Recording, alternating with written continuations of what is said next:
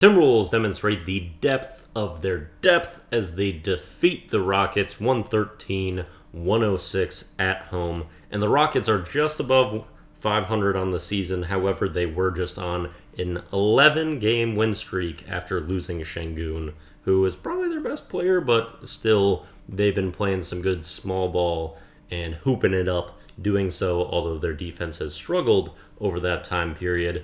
And that wouldn't really matter in the first quarter of this one. Wolves just have 16 points in the first quarter, have their lowest scoring first quarter of the season, and then we turn things up. The bench gets cooking, and we really take over this game.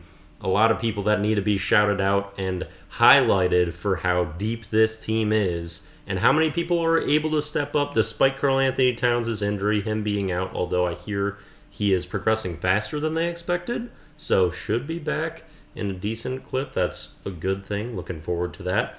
And also in this game, we were held back by our other star, Anthony Edwards, being incapable of making any of the jump shots, mid-range or three-point. He's missed, I think, over 20 straight three-pointers, and a lot of that game was looking real rough. I will also say he got guarded by Caruso in the previous game, and I said that was maybe the best job I've seen done on Anthony Edwards by a defender. And then he gets the Dillon Brooks assignment in this next one. So certainly no let up on the defensive pressure when that's your matchup. But still, I mean, it's a rough one. I didn't like his shot selection. I wish he would have got to the rim more. That's where all of his makes came from. Also a note on Ant, when he's getting overplayed like that and has all of that defensive pressure, the best way to open him up is those back cuts, getting the ball at the center court, usually to a good passer like Kyle Anderson, who would have 9 assists in this game, also 13 points, plenty of brilliant slow-mo moments, and he was one of the people that stepped up and has that capability in Karl-Anthony Towns' absence, but had some deliveries to Ant. That was actually his first field goal of the game, was a back cut, getting an and one on Dillon Brooks, who would pick up his 4th foul on the play as well. Slow-mo had his night. Naz Reid, of course, has been moved into the starting lineup with Cat's absence, and Slow-mo getting pushed back to the bench. And 25 points out of Naz yet again continues to step up, and we have so much front court capability between those two.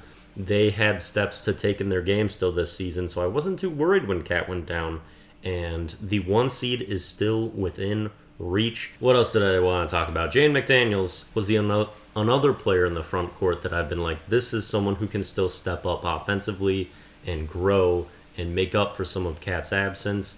And that's still true. Like, you see flashes of Jaden's game that is so smooth offensively, and you just see the next levels of progression from him. And then you also see some stuff that you're like, oh, no one does that on the basketball court. He has this one play, I think he was short on a little floater mid-range shot, gets his own offensive board, lowers his shoulder into the center, what's his name? Jock Landale. So he lowers his shoulder, backing him down in the post, and then he just jumps up and does a 180 to turn back to his right hand. Just a post-style play you never see anyone make, but such a smooth, easy bucket. And he's got a lot of that. Plays off of 2 feet so well, uses glass nicely, great touch in the close to mid-range. And so, like, Jaden, I feel like the steps are going to come. They're going to get there offensively. I don't know when, but you just see them there. And so that's another reason. Like, we've got so much talent on this team that I'm not worried, even if it takes Karl-Anthony Towns a bit, because we got a lot of people that can step up, including Jordan McLaughlin, who is making the backup point guard decision real difficult on Chris Finch. I've been, I'd say, aptly whelmed with Monte Morris and his appearance with this team. He's better than he was the couple of games he played in Detroit this season, and he's looking like the Monte we were kind of hoping we were going to get, but he's still probably not the best backup point guard because of the progression of Jordan McLaughlin. He's returned to form of the earlier seasons where I really loved his play, energy, smarts. He's got all of that still, and now the dude is just ripping threes with confidence. And I did not see this level of three-point shooting from Jordan McLaughlin, but he believes all those shots are going in, seeks them at times.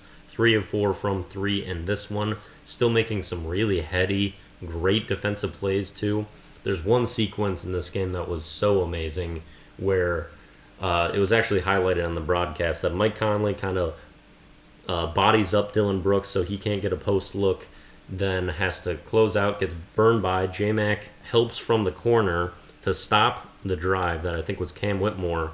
The ball gets kicked to the corner to Jabari Smith, who's almost 7 feet tall.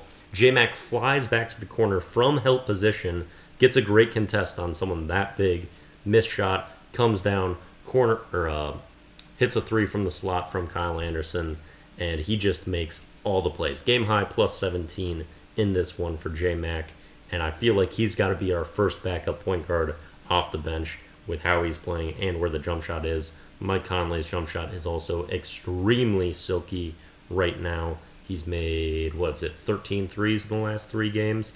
Absolutely cooking. A little bit higher turnover game from him than normal. It was kind of a team-wide thing. The turnovers were being a little bit funky. We had 18, and the Rockets got 27 points off of those, which is a concerning thing. That's been back-to-back games where our turnovers have been really a problem, and that was something that was plaguing this team early in the season. Not as much lately. It's something we've improved on, especially after the All-Star break, but it's creeping back into being a problem.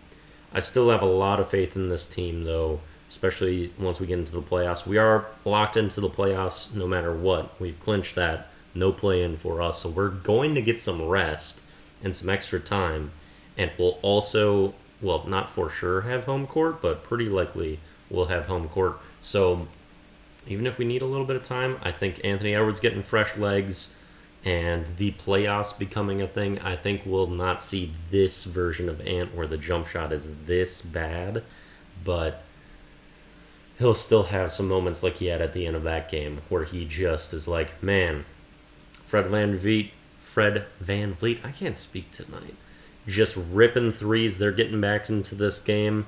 Ant had a couple misses from 3. It's like, you know what? Screw this. I'm getting to the rim, and I'm just going to throw my body into the basket, maybe do a back scratcher at the same time, and I'm getting these points. I don't care. I'm not going to shoot the ball anymore. I'm just propelling my body into the rim. 2 points. Minnesota Timberwolves. Probably should be 3, but we don't call fouls on Anthony Edwards dunks for some reason. It's just a league-wide rule. But him just deciding to take over and have these just trump card moments, it's so great. Even in a game where he was really bad for much of it. Turnover problems, can't hit a jumper. He just detonates on the rim and then gets a steal for another fast break dunk and then gets another leak out for a clear path foul, seals that game. And so Ant can still be the hammer. He's the home run hitter, and I believe in him, especially come around playoffs, to step up and be the guy. But we've got so many people that can just keep us around, make important plays when they need to. I didn't talk about Rudy Gobert at all in this video, and I was blown away by him much of this game. The defensive activity that Gobert brought in this one, I don't bring him up because he's just the steady constant of this team right now. And all season, where he's just bringing it night in, night out. We relied on him so heavily in the first half of that game, especially on the defensive end, and his growth on D. To say that about someone who's already won 3 Defensive Players of the Year is really impressive, but he can switch out on defense so much better than I feel like in earlier parts of his career. I'm not worried when he's guarding a guard. Sometimes that's even the best thing. There were so many jump shots that he impacted in this game and just a plethora of misses just from the perimeter that he was guarding, contesting, making problems with. A lot of the glass reliance was just kind of all him cleaning that up, and that was actually a little problematic in the first half. Felt like the Wolves needed to help him out a little bit more, but he's just doing so much. Really active hands in this game too. Some sick alley-oops on the offensive end. Man, there's just so many things to be optimistic about with this team, and the vibes are extraordinary. We got a back-to-back tomorrow. We are playing the Raptors, who just got demolished by the Lakers, so they're also on a back-to-back. And we want to close these ones out. These games are important. Happy we stabilized after the loss in Chicago, which you wouldn't have liked to see. But we've done pretty well with getting back and responding after some losses that Leave you a little sour.